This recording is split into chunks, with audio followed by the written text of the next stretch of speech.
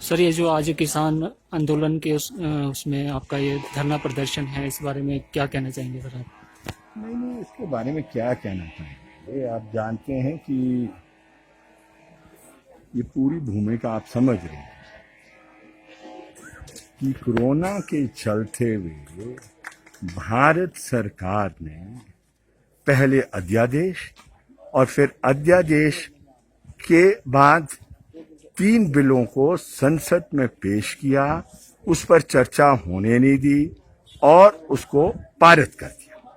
और ये तीनों बिल समूचा किसान देश का ये मान रहा है कि वो उसकी खेती को तबाह कर देगा, किसान को तबाह कर देगा, और उसकी मांग है कि भी उसको वापस लिया जाए। और पिछले 4 महीने से आंदोलन कर रहा है, 4 महीने से।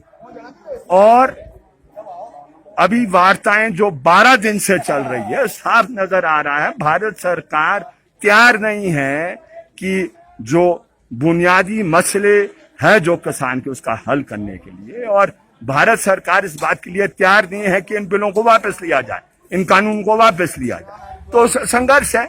और आज उस किसानों के संगठन के जो कोऑर्डिनेशन कमेटी है, उसने भारत बंद का आह्वान दिया है।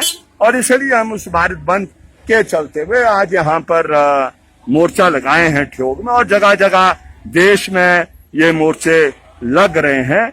और आगे क्या होगा अभी कहना कठिन है, लेकिन किसानों ने तय कर दिया है कि ये आर पार की लड़ाई होने वाली है।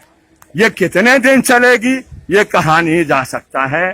क्या तय होगा अगले कल मैं कह नहीं सकता। मैं इतना कह सकता हूं कि ये लड़ाई में हमारी भूमिका होगी, हम उस लड़ाई में शामिल रहेंगे, आखिरी सांस तक शामिल होंगे, क्योंकि हम उन परिवारों से आते हैं जो खेती करते हैं। हम जानते हैं आज खेती बहुत गहरे संकट में चले गई है, और उस गहरे संकट से बाहर नहीं भारत सरकार निकालना चाहती है, लेकिन किसान के खेत को बड़ी कंपनियों के हवाला करना चाहती है। इसलिए ये संघर्ष पूरे देश में चल रहा है।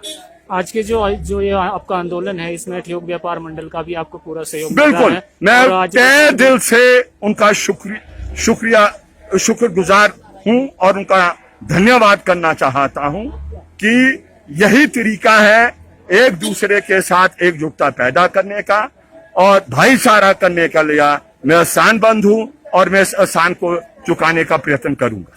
सर, ये जो आज का आपका चक्का जाम है, कितनी देर तक रहेगा? देखिए, ये सारे संकेतक है। अभी ये भारत बंद है, और भारत बंद 11 से 3 था, लेकिन हम 11 से 3 नहीं करने वाले हैं।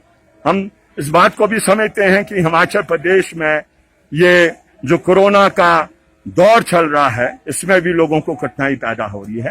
ये कुछ समय और चलेगा, लेकिन आगे जो होगा वो फिर वही उसका फैसला लेंगे जो दिल्ली की कोऑर्डिनेशन कमेटी जो किसानों की है, जो तय करेगी, उसके आधार पर अगले कदम हम निर्धारित करेंगे।